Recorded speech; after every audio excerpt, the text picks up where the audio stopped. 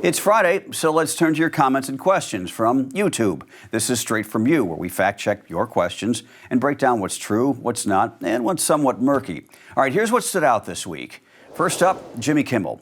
One viewer writes that his suspension was not Trump's call. It came from his network. So here's the deal. Disney pulled Kimmel after his remarks on the killing of Charlie Kirk, and some affiliates preempted him as well. Legal scholars tell the AP the First Amendment bars government censorship, not private employers, though.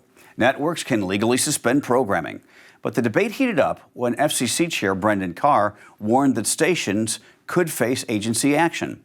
The FCC Commissioner, Anna Gomez, called that contrary to the First Amendment. Kimmel is back on the air, as you know, but not everywhere. Some affiliates still are not carrying him, and the FCC is signaling more scrutiny ahead. Next, a health question. A viewer wanted to know if there's a safer option than Tylenol during pregnancy. Timely topic, right? Acetaminophen, the main ingredient in Tylenol, remains the default. The CDC and the FDA call it the safest choice if taken in low doses, short-term, and under medical guidance. Some studies link heavy use to developmental conditions, but experts say those show association, not proof. Other factors, like genetics, may explain the risk. As for alternatives, ibuprofen and naproxen are not recommended, especially later in pregnancy. Bottom line, most doctors still see Tylenol as the best over-the-counter option, but as always, check with your provider. Finally, a question about the Gaza Flotilla.